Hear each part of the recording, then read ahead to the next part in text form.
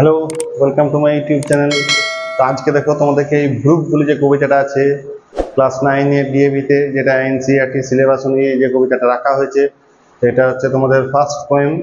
তো আজকে তোমাদের ব্রুক কবিতাটা আমি সম্পূর্ণ তোমাদেরকে অ্যানালিসিস করে শোনাবো। তো হয়তো একটা ভিডিওটা আমি কমপ্লিট করতে পারবো না, তো তোমরা হয়তো দুটো ভিডিও হয়ে যাবে। তো তোমরা কবিতাটা ভালো করে শোনো, আশা করি শোনার পর তোমাদের কোনো অসুবিধা থাকবে না, এটুকু আমি কথা দিতে পারি। এবং যে কোনো প্রশ্নের উত্তর তোমরা সহজেই করে দিতে পারবে। তো দেখো, কবিতাটা করার পর আমি তোমাদের প্রশ্ন উত্তর নিয়ে আলোচনা করব। তো আগে তোমাদের কবিতাটা বলে দিই। কবিতাটা তো মেইনলি ফ্যাক্ট হচ্ছে, দ্য ব্রুক হচ্ছে একটা ছোট্ট নদী, যেটাকে আমরা শাখা নদীও বলতে পারি। তো সেরকম একটা নদী যেটা পাহাড় বা কোনো একটা খাড়া ঢাল বা উঁচু নিচু জায়গা থেকে বয়ে আসে। তো এটা সরু একটা বা সংকীর্ণ একটা ন্যারো রিভার, যেটা যেটা বয়ে যাচ্ছে। তো সেই রকমই একটা রিভার। তো দেখো, তার আগে বলে দিই যে এই ব্রুক কবিতাটা যিনি লিখেছেন, অ্যালফ্রেড লর্ড টেনিসন, তার ভিডিও আমি তোমাদের আগে একটা দিয়ে দিয়েছি, তো সেটা তোমরা শুনে নেবে। তো এটা তিনি এই কবিতাটা তিনি 1886-এ লিখেছিলেন, এবং তার বাড়ির সামনাসামনি একটা ছোট্ট নদীকে দেখে তিনি অনুপ্রাণিত হয়েছিলেন, এবং সেই অনুযায়ী তিনি এই ব্রুক কবিতাটা লিখেছেন। তো এটা একটা 52 লাইনসের একটা লং একটা ন্যারেটিভ, একটা ব্যালাড। এবং এই কবিতাটাতে ব্রুক নিজেই, অর্থাৎ এই যে নদীটা নিজেই তার সমগ্র যাত্রাপথকে বর্ণনা করছেন, এবং তার যাত্রাপথে তিনি কি কি পেরিয়ে যাচ্ছেন, কি কি দেখছেন, কি কি অনুভব করছেন, তার একটা কম্প্যারেটিভ একটা যে আলোচনা, সেটা তিনি এখানে তুলে ধরেছেন। তো মেনলি হচ্ছে brook is a part of nature, এটা একটা প্রকৃতিরই একটা অংশ, এবং এর মধ্য দিয়ে প্রকৃতির যে সৌন্দর্য অর্থাৎ ন্যাচারাল বিউটিকে এখানে রিপ্রেজেন্ট করা হয়েছে। এবং যে ন্যাচারাল বিউটিটা হচ্ছে পার্মানেন্ট। তো আর এর সঙ্গে তুলনা করা হয়েছে হিউম্যান জার্নিকে। তো হিউম্যানের যে লাইফের যে জার্নি, তার সঙ্গে ব্রুকের যে লাইফের জার্নি, সেটা তুলনা করা হয়েছে। শুধু এখানে কম্পারেটিভলি বলা হয়েছে যে হিউম্যান লাইফে যে জার্নিটা আছে, সেই জার্নিটা at a certain time it will stop, and human must accept, মানে human have to accept their death. মানুষকে কি করতে হবে, একটা নির্দিষ্ট সময় অতিক্রম করে যাওয়ার পর মানুষকে অবশ্যই মৃত্যুবরণ করতে হবে, এবং মানুষের যাত্রা সেখানে সমাপ্ত হবে। কিন্তু এই নদী কি বলছে, যে আমি একটা প্রকৃতির অংশ, আমি একটা প্রকৃতির একটা সৌন্দর্যের একটা রূপ, আমি মানুষ আসবে যাবে, কিন্তু আমি আমার গতিপথে, আমার যাত্রাপথে আমি চিরকাল এখানে থেকে যাব একইভাবে। তো সেটাই বলতে চাইছে, তারই একটা আলোচনা, তারই একটা বর্ণনা এখানে অ্যালফ্রেড লর্ড টেনিসন কবি দিয়েছেন। তো সেটা তোমাদেরকে চলো এবারে লাইন বাই লাইন আমি পড়ে শোনাই। দেখে নাও প্রথম লাইন কি বলেছে। আর আরেকটা কথা, যেটা এই কবিতাটার টোটাল একটা 52 লাইনসের পোয়েম, এবং 13টা কোয়াট্রেন্সে ভাঙা আছে। কোয়াট্রেন্স কি, দেখো প্রত্যেকটা প্যারা 4 করে লাইন দেওয়া আছে। আমি এখানে প্রথম 12টা লাইন প্রথম এক্সপ্লেন করছি, তারপর আবার আস্তে আস্তে এক্সপ্লেন করবো। এই যে 4টে লাইন দেখো দেওয়া আছে, এই যে ফার্স্ট 4 লাইন, এই যে 4টে করে লাইন নিয়ে যখন একটা করে প্যারা হচ্ছে, তখন একে আমরা বলি কি কবিতার ভাষায়, কোয়াট্রেন্স, অর্থাৎ 4 লাইন। এই 4 লাইন হলে কোয়াট্রেন হয়। তো এই যে 4 লাইন করে আছে, এরকম করে 13টা কোয়াট্রেন আছে, 13 × 4 52 লাইন। এবার তোমরা দেখো এই কবিতাটা কি হচ্ছে, এই কবিতাটা একটা রাইমিং যেটা স্কিম, সেটা দেখো এর সঙ্গে হার্ন ফান্ড এর সঙ্গে মিলে যাচ্ছে। মানে এটা যদি এ ধরি, তাহলে এটাকে আমরা এ বলতে পারি। আবার এটা স্যালি, এটা ভ্যালি, তাই না? তাহলে স্যালির সঙ্গে ভ্যালি একটা রাইমিং এর মিল হচ্ছে। তাহলে এটাকে যদি বি ধরি, তাহলে এটা হয়ে যাবে কি বি, তাই না? তাহলে এর স্কিমটা কিরকম, এ বি এ বি। আবার দেখো ডাউন টাউন, রিজেস ব্রিজেস, তাই না? ফ্লো গো, রিভার ফরএভার। তাহলে এই রাইম স্কিমটা আমরা বলতে পারি, রাইম স্কিম কি হচ্ছে, এ বি, তাই না? তাহলে কবিতার রাইম স্কিম আমরা প্রথমে জেনে নিলাম। যে এ বি এ বি, এই কবিতাটা হচ্ছে 52 লাইন্সের একটা পোয়েম। কবিতার মেন ফ্যাক্টটা কি না, কবিতার মেন ফ্যাক্ট হচ্ছে আমাদের এই যে আর্থলি হিউম্যান, আমাদের আর্থে যে হিউম্যান বিংস বা যে কোনো লিভিং বিংস একটা সার্টেন টাইমে কি হয়ে যাবে, তাকে মৃত্যুবরণ করতে হবে, এবং যেটা হচ্ছে কি ইমমর্টাল, ঠিক আছে, এই sorry mortal. All living beings are mortal, but nature, beauty of nature is immortal. তাহলে এখানে মর্টালিটির সঙ্গে ইমমর্টালিটি একটা তুলনা করা হয়েছে, পার্মানেন্টের সঙ্গে ট্রানজিয়েন্সের একটা তুলনা করা হয়েছে, অর্থাৎ চিরস্থায়ীর সঙ্গে ক্ষণস্থায়ীর একটা তুলনা, আর একটা কি মর্টালের সঙ্গে ইমমর্টালিটি, মর্টালিটির সঙ্গে ইমমর্টালিটির একটা তুলনা। তো সেই এই কবিতাটা 52 লাইন্সের পোয়েম, একটা লং ন্যারেটিভ ব্যালাড। এটা হচ্ছে কি, এটা হচ্ছে লং ন্যারেটিভ, একটা হচ্ছে ব্যালাড, এই কবিতাটা, ঠিক আছে, একটা বর্ণনামূলক কবিতা। আর ব্রুক মানেটা কি, এই ব্রুক যে লেখা আছে, এই ব্রুক মানে হচ্ছে একটা ন্যারো রিভার, ঠিক আছে। এবার দেখো, আই কাম ফ্রম হর্নস অফ কুট অ্যান্ড হর্ন। এই কুট এটা হচ্ছে এক জাতীয় পাখি, ওয়াটার বার্ড। হর্নটা হচ্ছে হেরন, এটাও one kind of water bird. তাহলে বলছে এই যে ওয়াটার বার্ড মানে কি, মানে এরা ম্যাক্সিমাম টাইমটা স্পেন্ড করে জলে। আর নদীর মেন উপাদান কি, ব্রুক বা ন্যারো রিভার, রিভার যেরকমই হোক, ন্যারোই হোক আর ওয়াইডই হোক, তার মেন এলিমেন্টসটা হচ্ছে কি ওয়াটার। তাহলে ও কি বলছে, আই কাম, হর্নস মানে একটা এমন একটা জায়গা যেখানে খুব কম ভিজিট করে, যেখানে খুব কম যায়। তো বলছে আমি সেই রকম জায়গা থেকে আসছি যেখানে কুট, হর্ন, এই জাতীয় যে ওয়াটার বার্ডগুলো, এরকম যত যত ওয়াটার বার্ড রয়েছে তারাও এখানে খুব কম ভ্রমণ করে, সেই জায়গা থেকে আমি শুরু হয়ে আসছি। I make a sudden Sally, হঠাৎ আমি কি করছি, আমি নির্গমন হচ্ছে, আমি বেরিয়ে আসছি হঠাৎ করে সেরকম একটা জায়গা থেকে, আমার নিজের একটা পথ তৈরি করে। And sparkle out among the fern. Fern হচ্ছে এক ধরনের ওয়াটার প্ল্যান্ট, এটা হচ্ছে কি, এটা হচ্ছে এক ধরনের ওয়াটার প্ল্যান্ট। তো হচ্ছে sparkle out among the water, among the fern, এই যে ওয়াটার প্ল্যান্টের এই জায়গা থেকে আমি আমার একটা গতি নিয়ে আমি সজোরে কি হচ্ছে, আমি বেরিয়ে আসছি। টু বিকার ডাউন এ ভ্যালি, টু বিকার ডাউন এ ভ্যালি বলছি একটা ভ্যালি থেকে সেখানে আমি তীব্র পথে যেতে। এই যে ধরো এরকম একটা জায়গা আছে, এরকম একটা খাড়া ঢাল নেমেছে, এরকম একটা খাড়া ঢাল লং স্টিপ নেমেছে, এই মাঝখান দিয়ে উনি বয়ে যাচ্ছে, তো এই যে এখানে তো বয়ে যাচ্ছে নদীটা। তো কি হচ্ছে, সেইখানে আমি তীব্র বেগে নিচেতে পড়ছি, এবং ওইরকম জায়গা থেকে এসে আমি কি হচ্ছে, একদম খাড়া ঢালের মধ্যে একদম নিচেতে পড়ছি, যেগুলো আমরা ঝর্ণা টর্নার মধ্যে দেখতে পাই।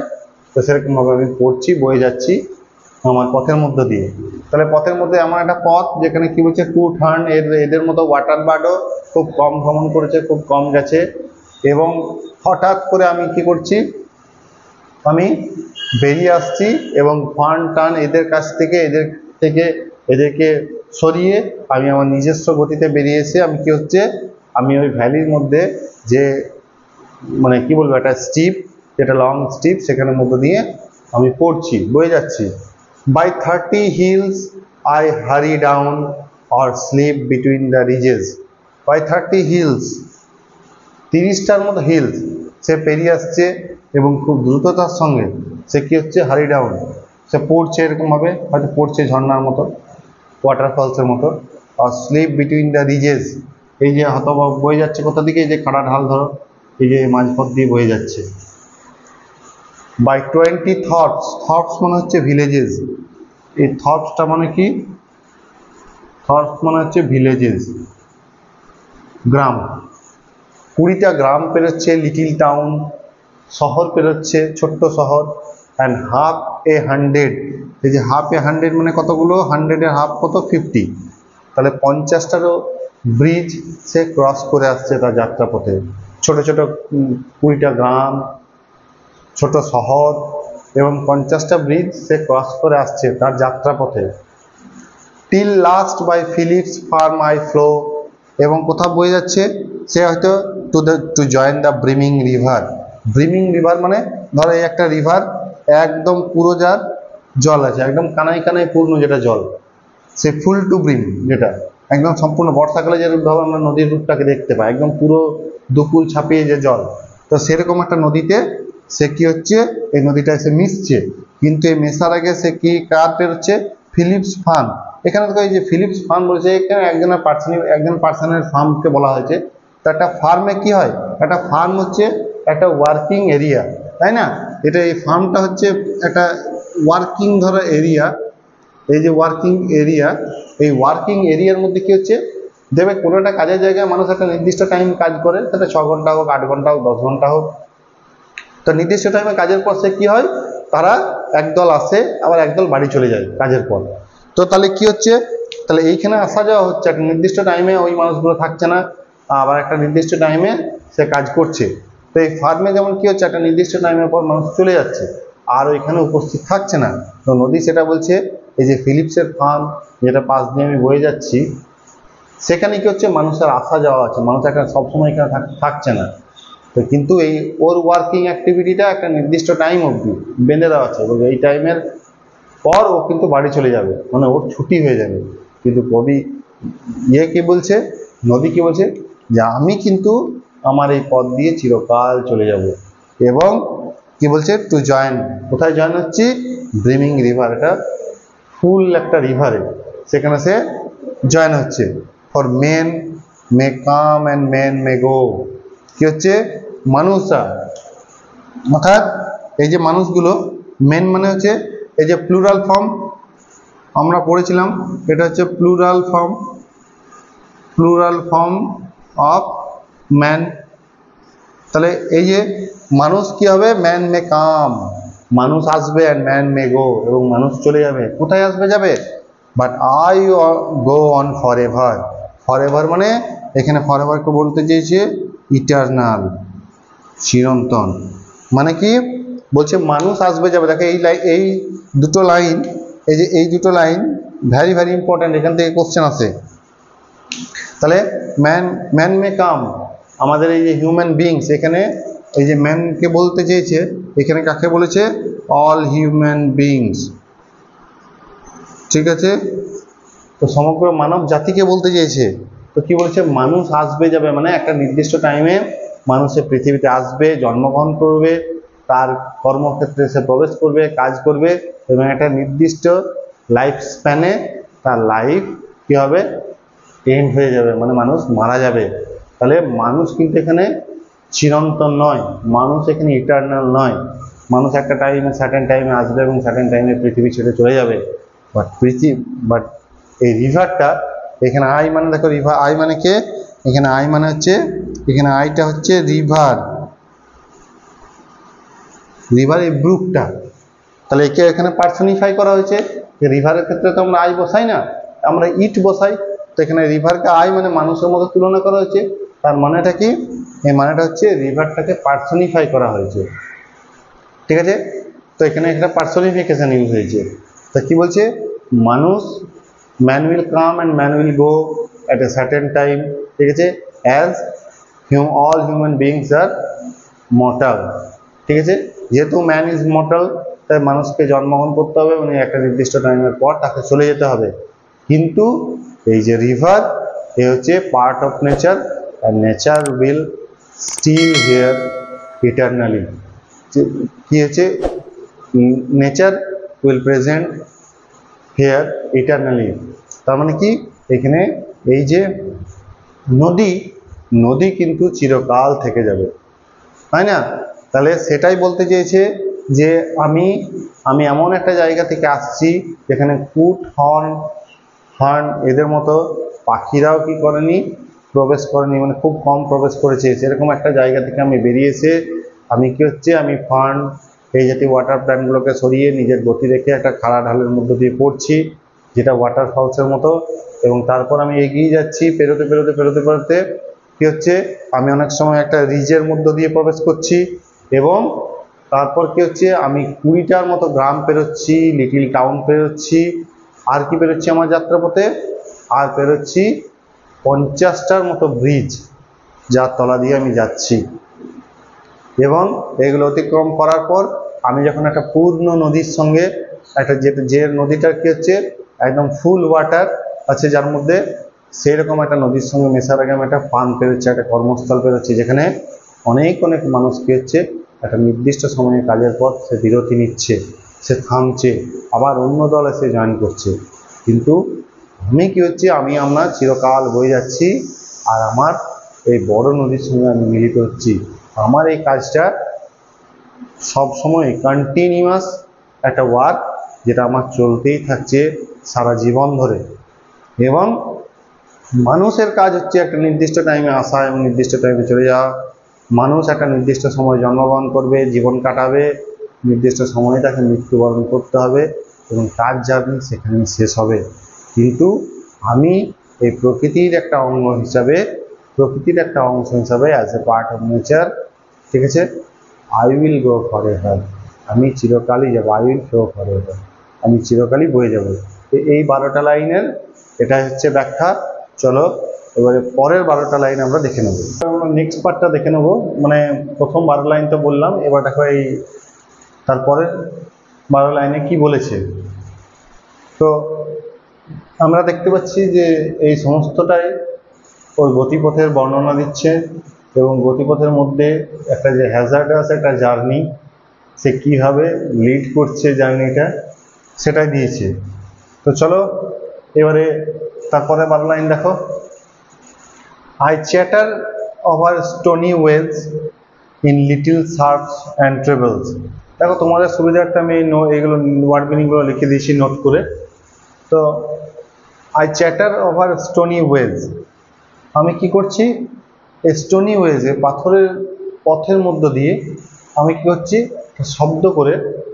একটা দেখবি পাথরের মধ্যে যখন কোনো কিছু আমরা এরকমই যদি আমরা কিছু নাড়াচাড়া করি তাহলে যেমন শব্দ হয়, তুমি জলটা তো ফ্লো হচ্ছে, নদীর জলটা তো এই যে ফ্লো হচ্ছে এর স্টোনি ওয়েজের মধ্যে। স্টোনি ওয়েজ মানে কি, a way that is full of pebbles or stone.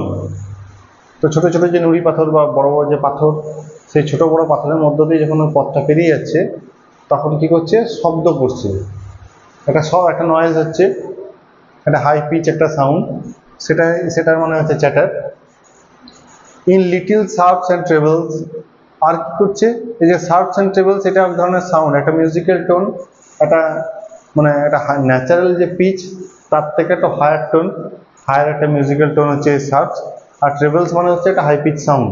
তো এই যে চ্যাটার, সার্ফস, ট্রেবলস এই ধরনের কম বেশি শব্দ সে করে করে এগিয়ে যাচ্ছে। কীরকম পথে না, একটা স্টোনি ওয়েজ, এ পথ he travels that is full of stones and pebbles. Pebbles means small stones. I babble into eddying bays, I babble on the pebbles. এই যে ধরো কি বলছে না, I babble into eddying bays. eddying baysটা কি না, eddying bays মানে হচ্ছে যখন সে উপত্যকার মধ্য দিয়ে যাচ্ছে একটা সাপের মতো করে যাচ্ছে, এঁকে বেঁকে এঁকে বেঁকে। এই যে এরকম যদি ওয়েতে যায়, এই যে ধরো এরকম ভাবে যাচ্ছে, এরকম ভাবে যাচ্ছে, এরকম ভাবে, এরকম ভাবে, এরকম ভাবে যদি যায় তাহলে এটা হচ্ছে কি, এই যে এটা হচ্ছে এডিং, মানে like a snake, he moves, the river moves like a snake. তো সেই এই এডিং বেজের মধ্যে দিয়ে যখন যাচ্ছে তখন কি হচ্ছে, আই ব্যাবল অন দ্য পেবলস, তখন সে ওই যে শব্দ করতে করতে যাচ্ছে, স্লো হয়ে যাচ্ছে এই যে মুভমেন্টটা। এবং এরকমভাবে গেলে অটোমেটিক ওর মুভমেন্ট যখন যাচ্ছে এরকমভাবে এঁকে বেঁকে, মানে কি এইভাবে যখন যাবে তখন যে মুভমেন্ট থাকবে এইভাবে গেলে কি হবে, মুভমেন্টটা স্লো হয়ে যাবে। তো স্লো মুভমেন্টে সে কী করছে, সেই পেবেলসের মধ্যে এই অ্যাকচুয়ালি এই পেবেলস মানে হচ্ছে স্টোন, স্মল স্টোন।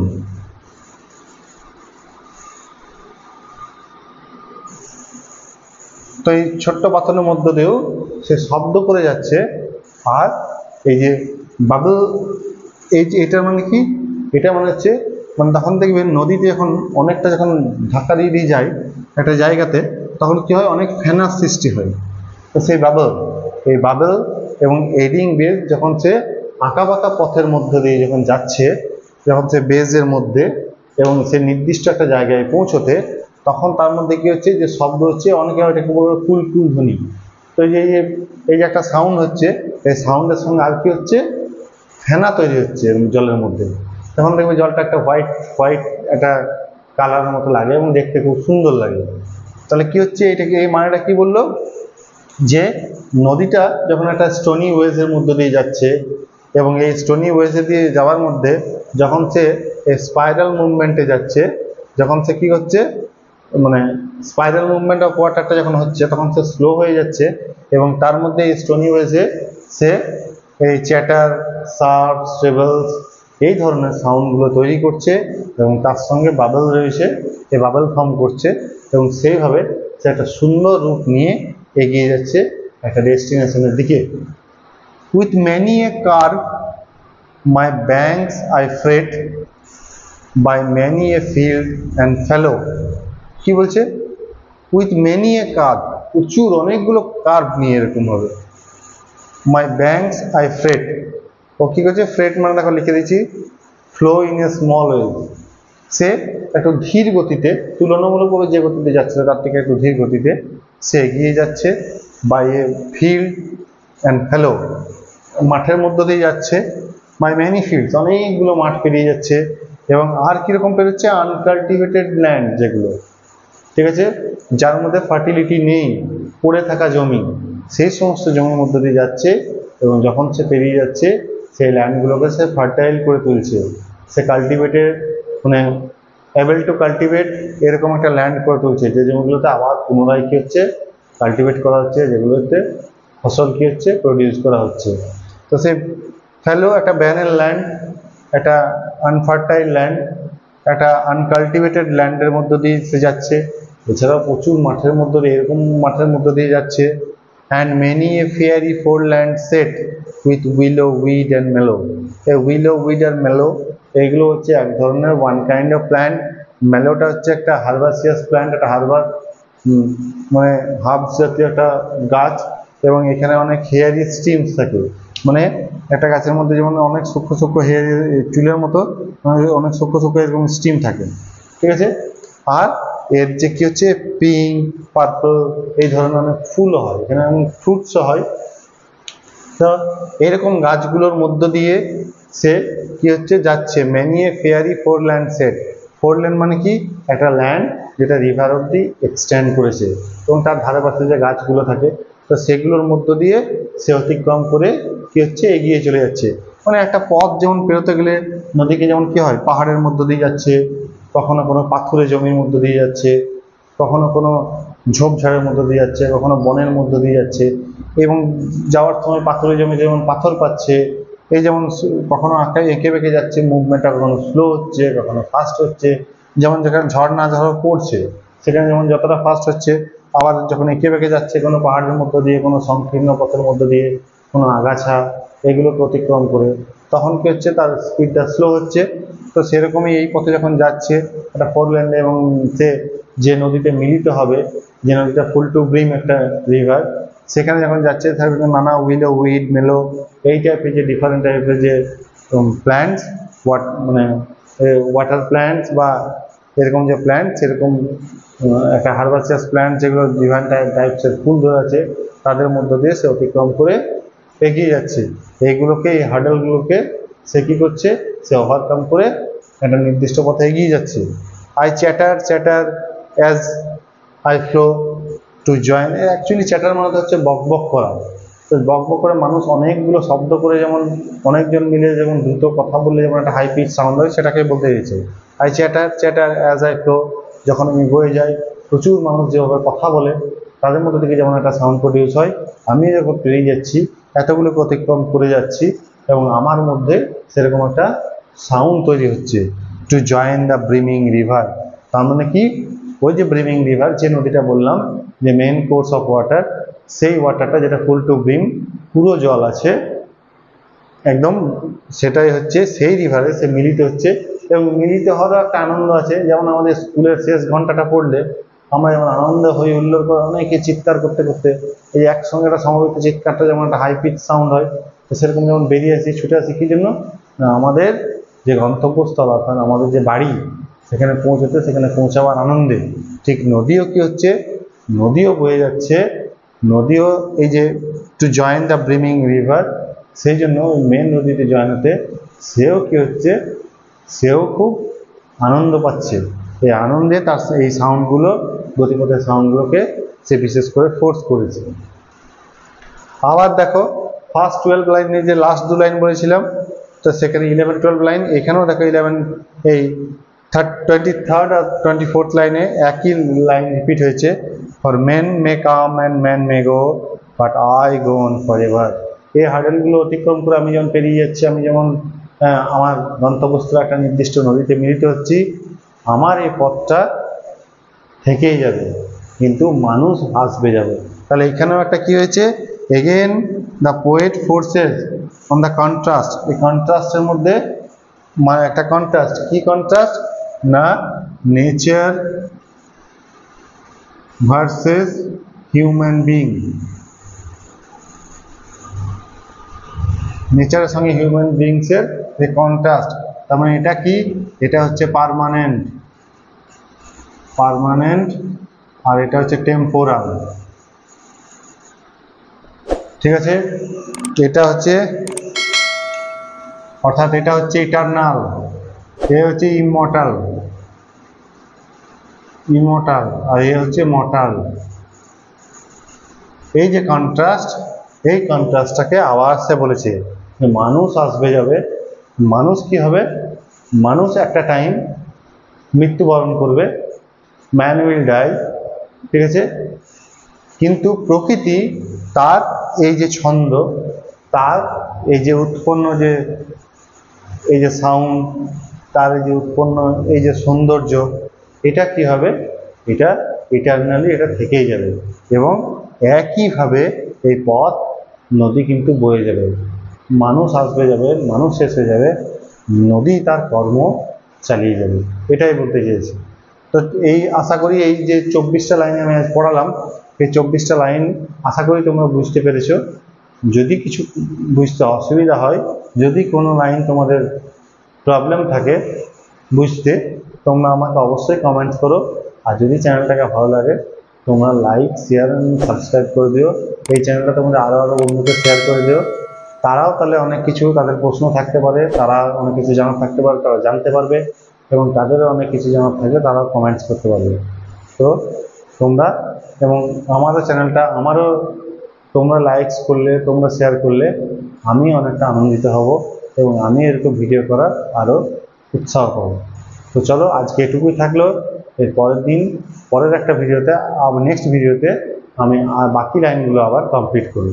ঠিক আছে, তো এইটুকু থাকলো। Thank you.